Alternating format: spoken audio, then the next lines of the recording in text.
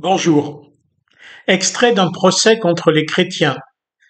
Les membres du Sanhédrin appelèrent les apôtres, les firent battre de verges, leur défendirent de parler au nom de Jésus, et les relâchèrent. Et chaque jour au temple et dans les maisons, ils ne cessaient d'enseigner et d'annoncer la bonne nouvelle de Jésus-Christ.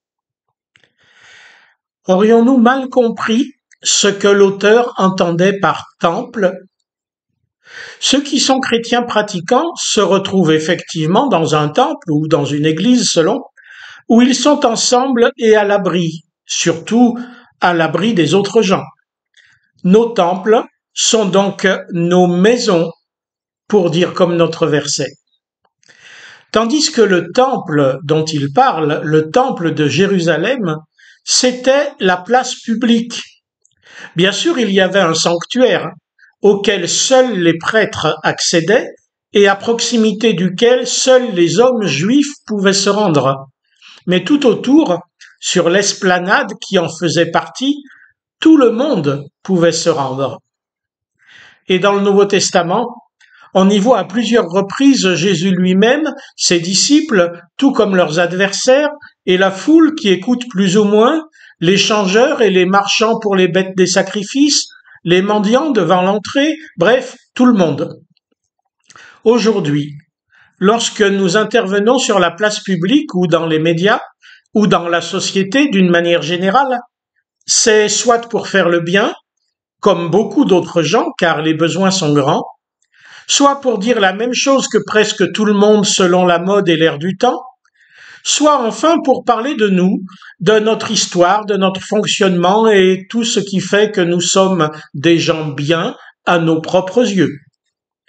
Mais qu'en est-il d'enseigner et d'annoncer la bonne nouvelle de Jésus-Christ? Pas dans nos temples, ça nous faisons, mais dehors, là où sont, marchent et vivent les gens. Bien sûr, certains le font, évangéliques ou catholiques et même parfois des luthéro-réformés, mais seulement certains donc, que les autres ont au fait de considérer comme des sectaires, à moins de les admirer, mais de loin. Aurions-nous peur alors? Il y a des pays où l'on risque la prison, la torture ou la mort pour soi et sa famille lorsqu'on parle de Jésus au dehors. Comme dans le verset d'aujourd'hui, bien que la sentence y ait été clémente, seulement des coups, avec interdiction de recommencer. Mais c'est justement ce que font les apôtres dès leur sortie du tribunal.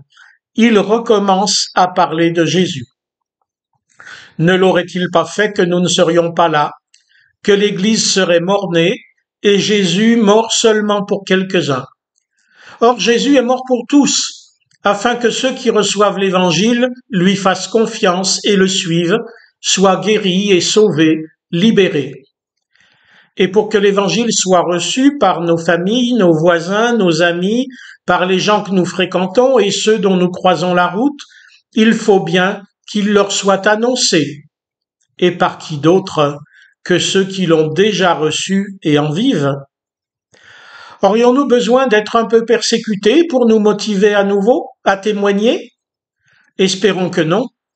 On peut être témoin de Jésus sans courir au martyre, et les moqueries adressées à la foi ne sauraient non plus nous arrêter.